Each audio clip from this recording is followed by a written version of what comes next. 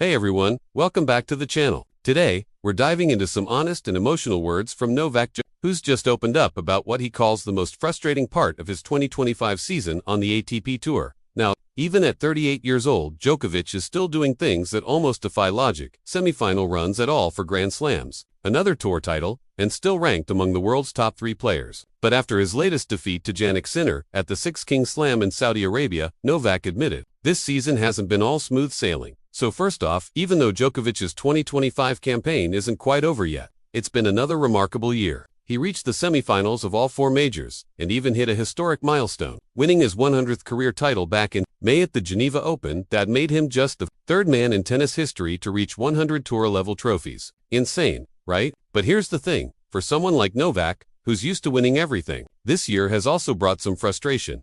After his loss to Sinner in Riyadh, he opened up about what's been bothering him most. I always try to improve, as does anybody playing at the highest level. You want to be better than yesterday, but I know things are different for me now. My body, my level of tennis, it's not the same as when I was at my peak. He admitted that he's fully aware of where he stands compared to the new generation, especially Jannik and Carlos Alcaraz, who have both been dominating the sport lately. Jannik and Carlos are, without a doubt, a few levels above all of us right now, Djokovic said. But I still try to close that gap and challenge them in the biggest tournaments. And if you look at the numbers, he's not wrong. Here's how his Grand Slam record looks this year. Australian Open lost to Alexander Zverev in the semifinals, Roland Garros. Lost to Jannik in the semifinals, Wimbledon. Lost to Jannik again in the semifinals. US Open lost to Carlos Alcaraz in the semifinals. Yeah, 4 semifinals, 0 titles. That's incredible consistency. But for Djokovic, it's also been frustrating. I'm not fully satisfied because, I've achieved the greatest heights in this sport so many times. There's always a part of me that feels like only the title counts.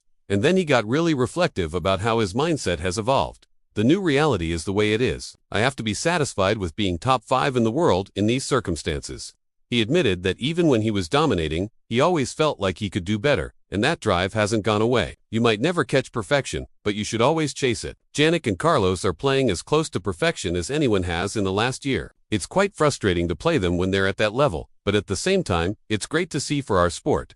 You can really hear the mix of pride and competitiveness there. Djokovic knows time is catching up, but the fire clearly hasn't gone out. Well, he's heading to Europe for the final stretch of the season. His next stop, the brand new ATP 250 event in Athens, called the Hellenic Championship, an indoor hardcourt tournament running from November 2nd to 8th.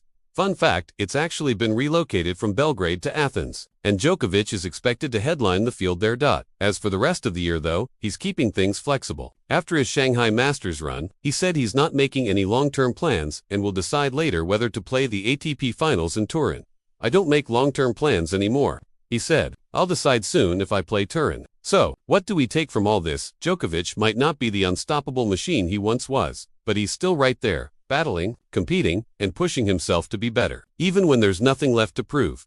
And honestly, that's what makes Novak Djokovic so fascinating. The hunger never fades. But what do you think? Is Djokovic's 2025 season actually frustrating? Or is it just proof that even in his late 30s, he's still one of the best in the world? And as always, if you enjoyed this breakdown, don't forget to like, subscribe, and hit that notification bell so you never miss an update on all things tennis. Thanks for watching, and we'll see you next time for more on Novak and the wild end to the 2025 season.